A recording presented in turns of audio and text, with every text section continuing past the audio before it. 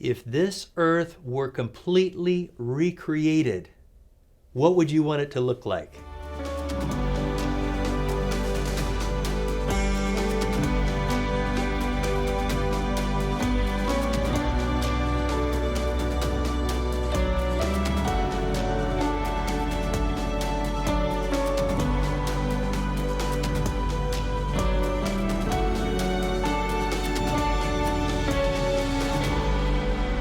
Let me tell you about my best friend, Jesus.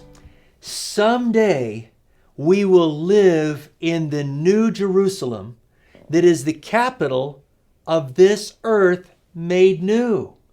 This is so unbelievable. You know, people around us say, well, this is as real as it gets, as they drown their sorrows and pain in alcohol or drugs or some other addiction.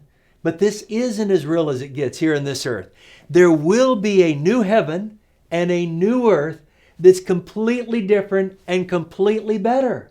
The Bible tells us about it, and Jesus wants us to know about it and look forward to it. You see, there in the Bible, in the first 2 chapters of the Bible, Genesis 1 and 2, we read about the perfect world that Jesus created. Then in chapter 3, sin comes in. And there's blame, there's heartache, there's pain, there's problems. But then we go to the last 3 chapters of the Bible, and we see in Revelation 20 the end of sin, the end of suffering, the end of pain, the end of blame and guilt. And then in chapter 21 and 22, we see a description of the New Jerusalem, the capital city of the new earth. When Jesus comes again to take his people home, we will fly with him up there through an open space in Orion, the Orion Nebula, into the New Jerusalem.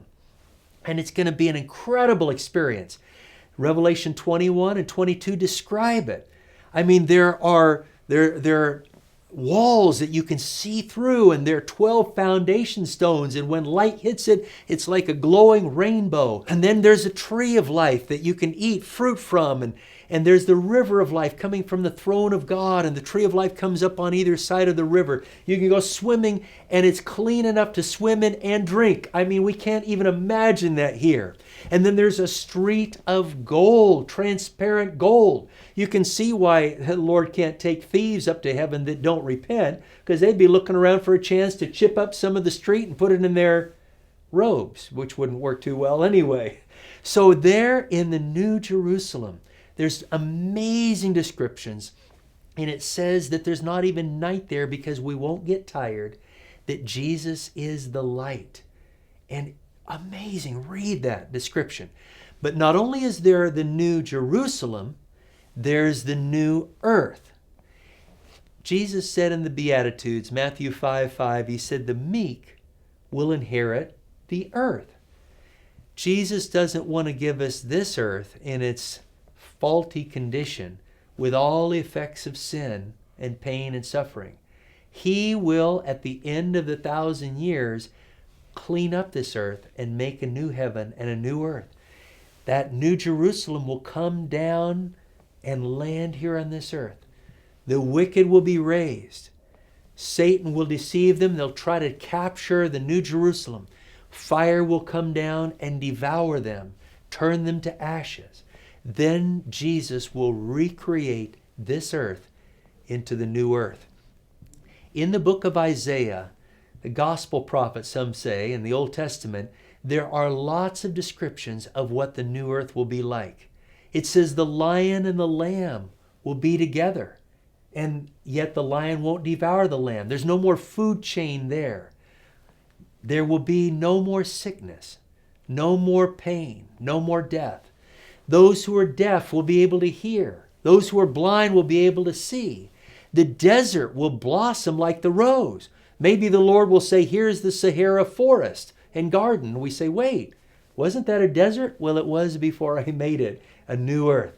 And the Lord makes this glorious new earth like the Garden of Eden, but around the whole globe. Isn't that going to be amazing? And then Jesus made a home for us in the New Jerusalem in a way that he knew we would love it. But then he allows us in the new earth to build a country home as well, and to plant vineyards and eat the fruit of it. It's just going to be an amazing, amazing time. And there in Isaiah chapter 66, it says that we will gather together from not only the new earth, but wherever we fly in the universe, we will be able to gather together every Sabbath and once a month to come and worship the Lord. That is going to be an amazing, amazing experience. Truly, none of us can imagine it like it's going to be. But the Bible's given us enough evidence to want to be there. And Jesus has made a way for anyone that says, Jesus, I want to live with you forever. I want you to be in charge of my life. We'll have a chance to be there. Aren't you thankful Jesus gave us that opportunity? Don't you want to tell somebody something good about Jesus today?